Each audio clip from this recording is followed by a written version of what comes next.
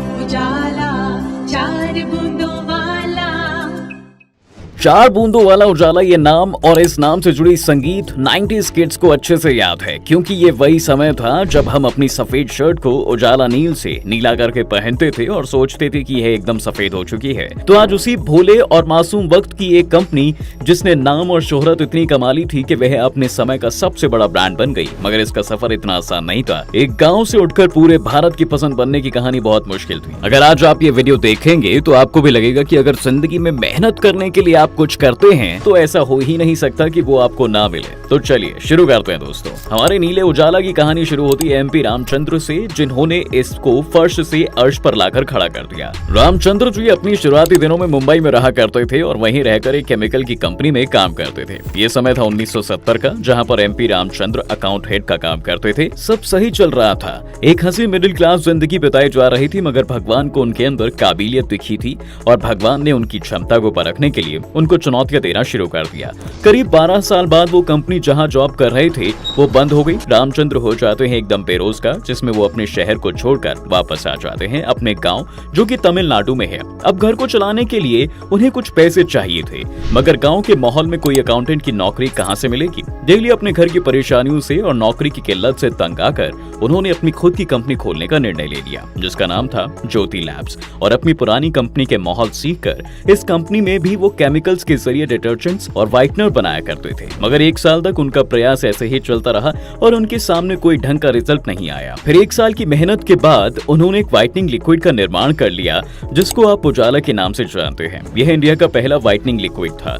यह वक्त करीब 1983 का था, जब उन्होंने अपनी ज्योति लेबोरेटरी के नाम से अपना बिजनेस शुरू किया था और उनका बनाया हुआ आविष्कार उजाला सुप्रीम मार्केट में आ गया था। जब यह प्रोडक्ट मार्केट में आया तो यह अपनी बाकी कॉम्पिटिटर से बिल्कुल अलग और अनोखा था, क्योंकि उस समय कपड़े धोने के लिए सिर्फ डिटर्जेंट ही उपलब्ध होते थे और अगर किसी को लिक्विड चाहिए तो उसको नील से समझौता करना पड़ता था, जो कपड़ों पर नीले रंग की बेशुमार डाई कर देता था, जिसे आप जो भी रंग लें अंत में उसका हश्र नीला ही होने वाला है। और जैसे ही उजाला मार्केट में आया, लोगों को लगा कि ये भी नील है, जो हमारी सफेद शर्ट को कोई मिल गया कि जादू के रंग में रंग देगा। मगर रामचंद्र को प्रॉब्लम्स का सॉल्यूशन ढूंढना आता था।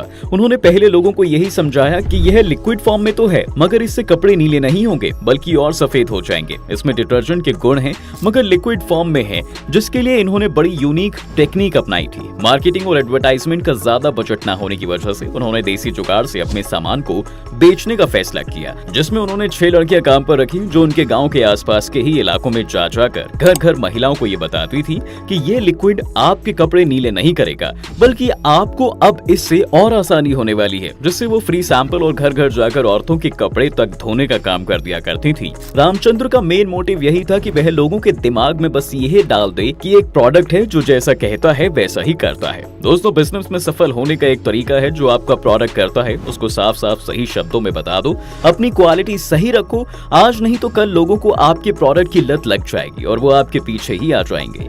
ऐसा ही उजाला के साथ हुआ। करीब 3 साल तक घर घर जाकर प्रचारित होने वाला ये प्रोडक्ट अब अपना प्रचार खुद करने लगा था। लोग समझने लगे थे कि यह एक लिक्विड है जो बाकी लिक्विड से अलग है, जो कपड़ों को ना ही डिटर्जेंट की तरह नुकसान पहुंचाता है और ना ही लिक्विड की तरह उन्हें नीला करता है, बल्कि इन दोनों से सस्ता भी है। ऐसे में लोग रिकमेंड करके उजाला के प्रचार खुद करने लगे थे और देखते ही देखते यह प्रोडक्ट एक गांव से निकलकर अब पूरे तमिलनाडु में फैल गया था और उसके बाद आंध्र प्रदेश और कर्नाटक में भी यह प्रोडक्ट बेचा जाने लगा। इसकी सफलता को देख 1993 में उन्होंने अपनी कंपनी ज्योति लेबोरेटरी को रजिस्टर करके प्राइवेट लिमिटेड कंपनी बना लिया था।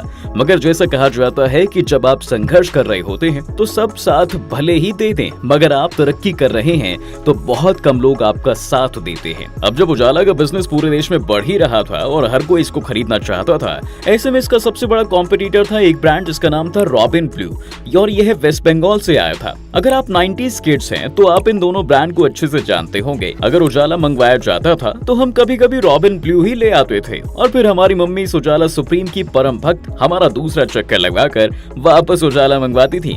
खैर वो तो बचपन की बातें थी, मगर दोस्तों वक्त के साथ हम नहीं बदले। आज भी सामान लाने में हम गलतियां कर ही देते हैं। ऐसी एक गलती उजाला ने भी की थी। उजाला ने उस समय रॉबिन के मार्केट को कम समझ लिया था, मगर जितना उजाला सोचता था उससे कहीं ज्यादा फैला हुआ था रॉबिन ब्लू, और इसका सबसे बड़ा कॉम्पिटिटर भी हुआ करता था। ये एक फॉरेन बेस्ड कंपनी थी थी जो आज भी इंडिया में अपने कई प्रोडक्ट्स को लेकर मौजूद है, जिसमें से डेटॉल, एयरविक, वीट और यहाँ तक कि अगर आपको यूट्यूब की कोई दूसरे वीडियो को देख सर दर्द होता है तो यह कंपनी डिस्प्रिन भी बनाती है।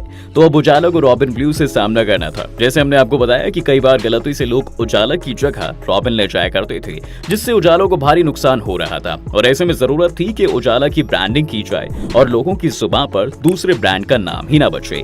तब जाकर दोस्तों इसका एडवर्टाइजमेंट आया जो शायद आपकी जुबान पर अभी तक रटा हुआ होगा, अगर नहीं तो हम याद दिला देते हैं। 4 बूंद वाला। हाँ, चलिए इस गाने को सुन लिया तो अब आगे जानते हैं कि उजाला की कहानी। दोस्तों जब ये एड मार्केट में आया तो इतनी आसानी और दिमाग के सही इस्तेमाल में से इन्होंने बाकी सारी कंपनीज की जड़ें हिला दी थी। पूरे भारत में इसका बोलबाला होने लगा था। छोटे मोटे नील तो गायब ही हो गए थे, मगर बड़ी बड़ी कंपनीज की भी इतनी जल्दी छुट्टी इन्होंने कर दी थी और उस समय उसने 100 करोड़ का मार्केट टच किया, जो कि गांव से निकली कंपनी के लिए बहुत ही ज्यादा बड़ी बात थी। मगर इसके बाद से ज्योति लैबोरेटरी ने पीछे मुड़कर कभी नहीं देखा। इसके बाद जब इन्हें वक्त के बदलने का एहसास हुआ तो तुरंत अपने नए नए प्रोडक्ट्स मार्केट में लॉन्च करने शुरू कर दिए, जिन्हें जानकर आप हैरान हो जाएंगे, क्योंकि आप इन्हें अपनी जिंदगी की रोजमर्रा चीजों में इस्तेमाल करते हैं, मगर आपको अंदाजा भी नहीं है कि यह सब उजाला के भाई बहन ही हैं। जिसमें सबसे पहला आता है हेंको स्टीन कार और हेंको मैटिक। उसके बाद ये मच्छरों की हत्या करने वाले बिजनेसेस में भी आ गए, मतलब डिसइंफेक्टेंट प्रोडक्ट्स में भी गए, जिसमें ये मैक्सो कॉइल और मैक्सो जीनियस मशीन बनाया करते थे। उसके बाद ये साबुन के बिजनेस में भी उतर गए और इन्होंने मार्गो साबुन लॉन्च कर दिया। फिर बर्तन साफ करने के लिए इन्होंने एक्सो डिश वॉशर भी बनाया और स्क्रब भी। इसके बाद प्रिल लिक्विड भी इसी ब्रांड का ही है और आजकल इसका सालाना टर्नओवर 1800 करोड़ से ऊपर का है। तो देखा दोस्तों आपने, अगर उस समय रामचंद्र की कंपनी ना बंद हुई होती, ना ही उनको कंपनी खोलने का ख्याल आता और ना ही आज वो इतनी बड़ी कंपनी के मालिक होते। इसलिए दोस्तों अगर आपकी भी जिंदगी में कुछ परेशानी आए तो वहाँ पर रुकिए मत, बल्कि उससे आगे चलकर एक नया तरीका ढूंढ लीजिए कि आप कैसे उसको बदल सकते हैं, क्योंकि जिंदगी में कुछ भी चाहो मिल जाता है, वरना आज एक गांव से निकली हुई कंपनी इतनी बड़ी ना होती। तो हम चलते हैं, मिलेंगे आपसे अगली वीडियो में।